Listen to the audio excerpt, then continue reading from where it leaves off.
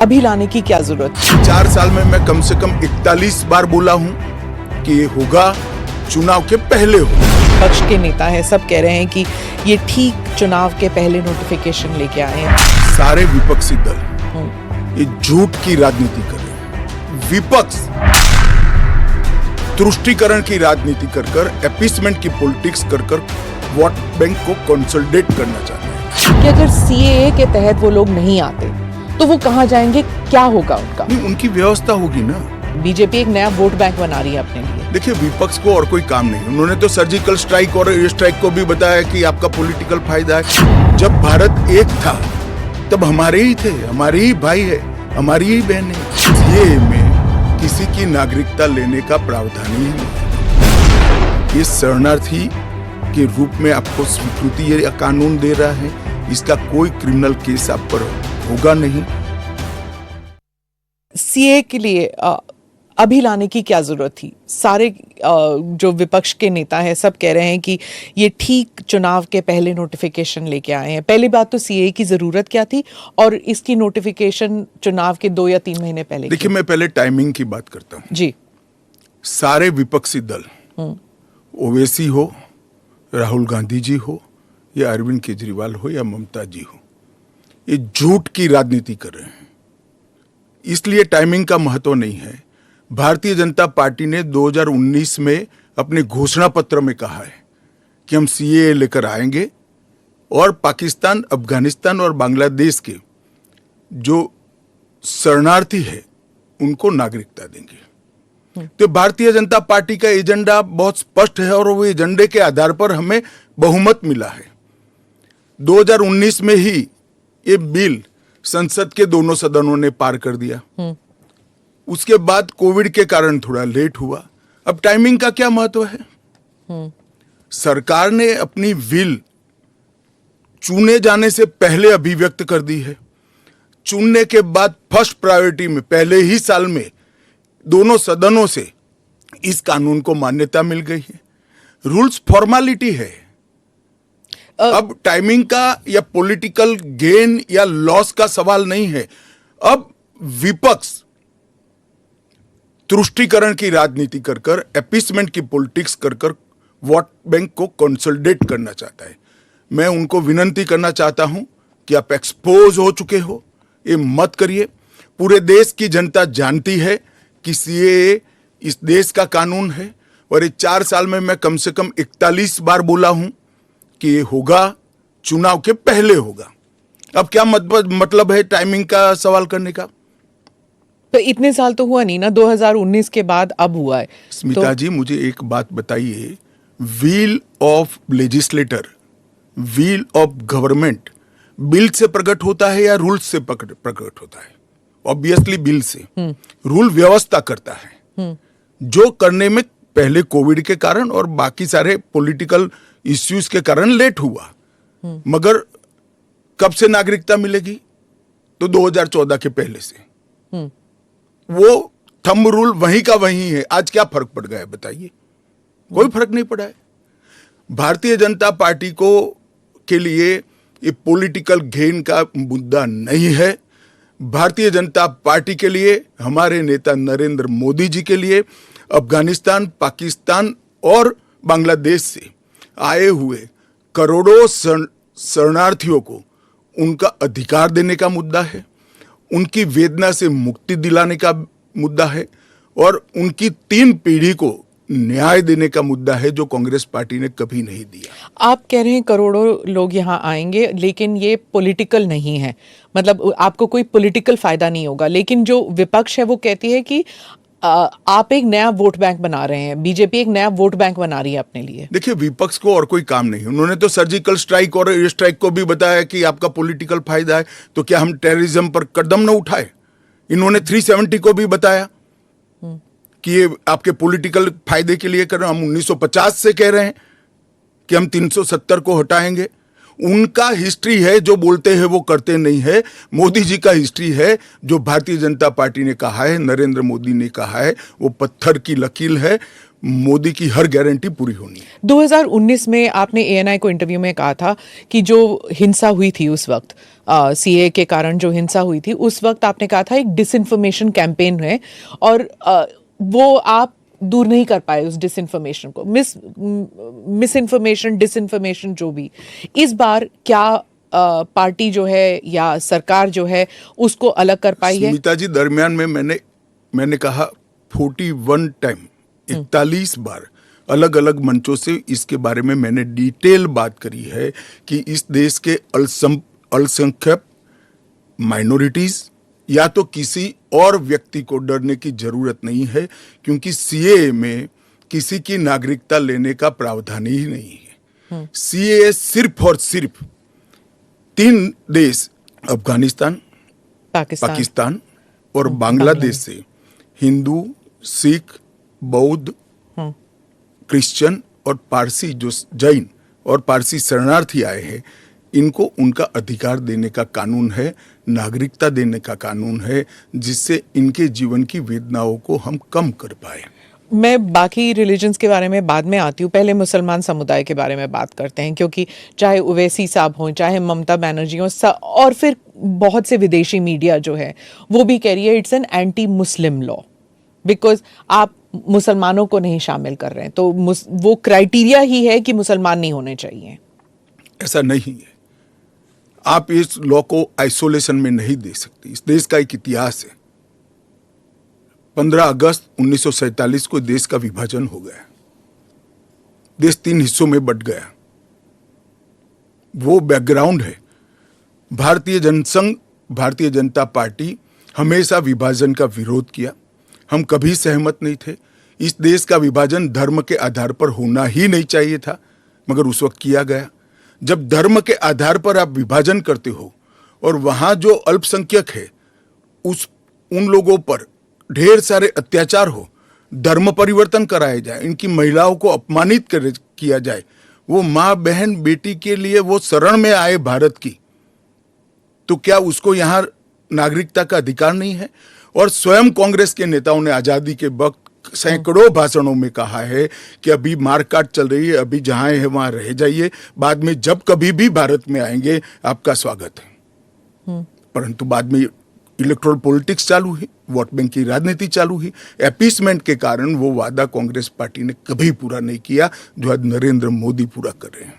Sir, जो बाकी समुदाय, बाकी जो रिलीजन्स हैं, चाहे हिंदूज हैं, जैन हैं, बुद्ध हैं, सिख हैं, उन सबको तो मैं मानती हूँ, ठीक है, देवर रिलीजन्स बॉर्न इन इंडिया, आंकड़े पर पारसी और अगर आप पारसी और ईसाइयों को ला सकते हैं, वो जो रिलीजन्स है, they were not born in India, तो अगर आप पारसी और ईसाइयों को ला सकते हैं तो मुसलमानों को क्यों नहीं? देखिए, मुस्लिम आबादी के लिए ही वो हिस्सा आज भारत का भाग नहीं है, वो भूमि इसीलिए दे दी गई थी। फिर तो हर देश से अव्यवस्था से जो आना चाहिए, इसके लिए भारत के दरवाजे खोल लो। भारत कहां बचता है? अखंड भारत के जो लोग हिस्सा थे और जिन पर धार्मिक प्रताड़ना हुई है, उसको शरण देना मैं मानता हूं हमारी नैतिक जिम्मेदारी है और हमारी कॉन्स्टिट्यूशनल रिस्पॉन्सिबिलिटी। और स्मिता जी, आप आंकड़े की गहराई में जाइए। जब विभाजन हुआ तब पाकिस्तान में 23% हिंदू थे, हिंदू और सिख थे। आज 3.7% बच गए। कहां गए सारे? इतने सारे तो यहां आए नहीं। धर्म परिवर्तन हुआ, अपमानित किया गया, दोयम दर्जे के नागरिक के नाते इनको रखा गया। कहां जाएंगे ये लोग? क्या देश इसका विचार नहीं करेगा? देश की पार्लियामेंट इसका विचार नहीं करेगी? देश की पॉलिटिकल पार्टियों ने इनका विचार नहीं करना चाहिए? इसमें अहमदी मैं बांग्लादेश की बात करता हूं जी। 1951 में हिंदुओं का प्रतिशत 22% था। मैं 51 की बात कर रहा हूं, बांग्लादेश की 51 के आंकड़े ऊपर हमारे पास है। 2011 की जनगणना में वो 10% रह गए। कहां गए वो लोग? अफगानिस्तान 1992 के पूर्व, मैं 92 के आंकड़े मेरे पास लगभग 2 लाख सिख और हिंदू थे और आज करीब 500 बच गए। क्या इन लोगों को अपनी बिलीफ से जीने का अधिकार नहीं है? वो जब भारत एक था तब हमारे ही थे, हमारे ही भाई है, हमारी ही बहन है, हमारी ही माता है। अगर यही थियोरी को आप अपना लो तो पार्टीशन के बाद इतने सारे शरणार्थियों को क्यों लिया,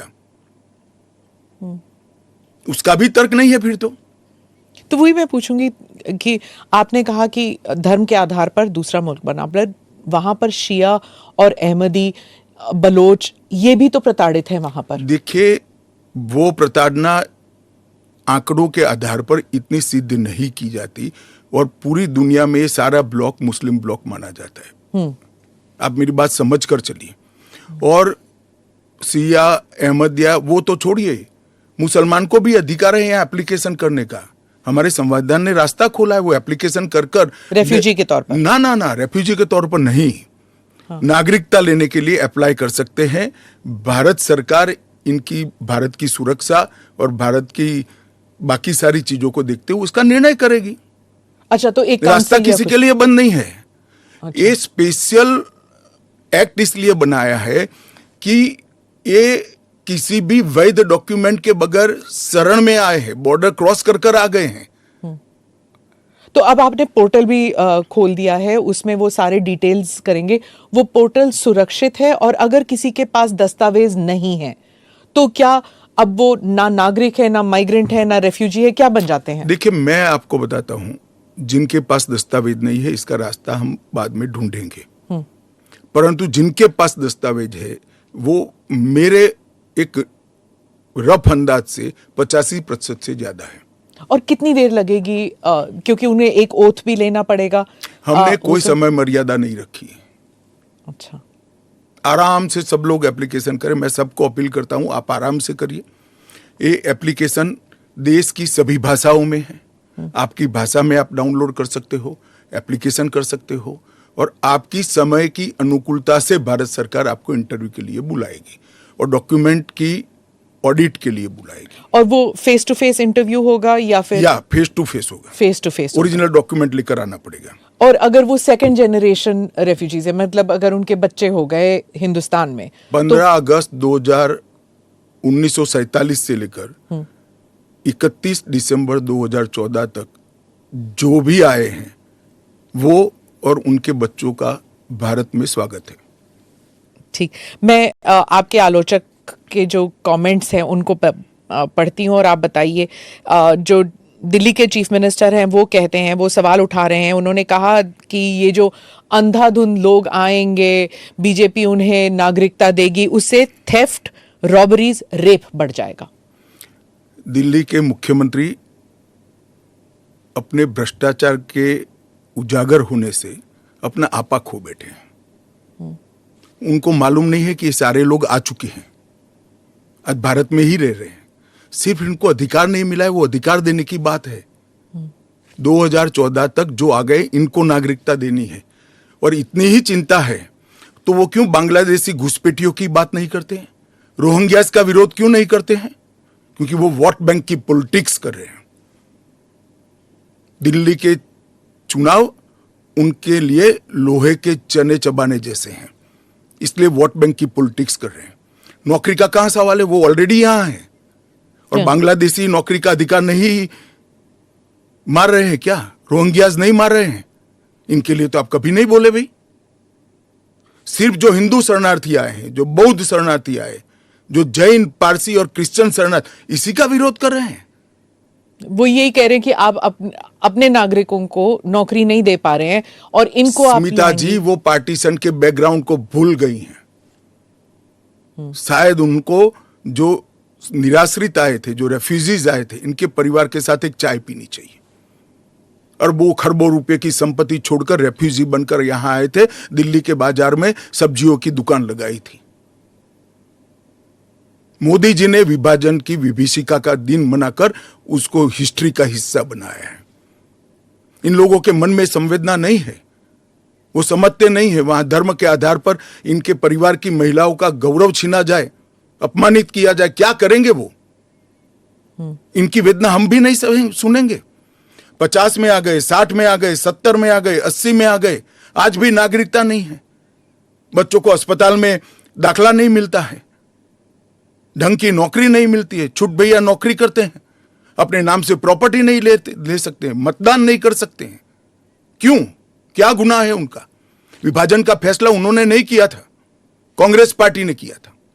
और उस वक्त सब ने कहा था कि जो आएंगे उसको हम नागरिकता देंगे। अब अपने वादे से मुकर जाना, मैं मानता हूं कि हमें तो कम से कम मंजूर नहीं है। इनकी संवेदनाओं को भारतीय जनता पार्टी भी महसूस करती है, इस देश के प्रधानमंत्री भी महसूस करते हैं, और हम मानते हैं कि इनकी ये 75 साल की वेदनाओं का अंत कभी न कभी आना चाहिए, और ये चुनाव के पहले आ जाए वो ठीक है। सीए के लिए अभी लाने की क्या जरूरत है? 4 साल में मैं कम से कम 41 बार बोला हूं कि ये होगा, चुनाव के पहले होगा। पक्ष के नेता है, सब कह रहे हैं कि ये ठीक चुनाव के पहले नोटिफिकेशन लेके आए हैं। सारे विपक्षी दल ये झूठ की राजनीति कर रहे हैं। विपक्ष तुष्टीकरण की राजनीति कर कर, एपीसमेंट की पॉलिटिक्स कर कर वोट बैंक को कंसोलिडेट करना चाहते हैं। कि अगर सीएए के तहत वो लोग नहीं आते तो वो कहाँ जाएंगे, क्या होगा उनका? नहीं, उनकी व्यवस्था होगी ना। बीजेपी एक नया वोट बैंक बना रही है अपने लिए। देखिए, विपक्ष को और कोई काम नहीं। उन्होंने तो सर्जिकल स्ट्राइक और एयर स्ट्राइक को भी बताया कि आपका पॉलिटिकल फायदा है। जब भारत एक था तब हमारे ही थे, हमारे ही भाई है, हमारी ही बहन है। ये में किसी की नागरिकता लेने का प्रावधान ही नहीं। इस शरणार्थी के रूप में आपको स्वीकृति ये कानून दे रहा है।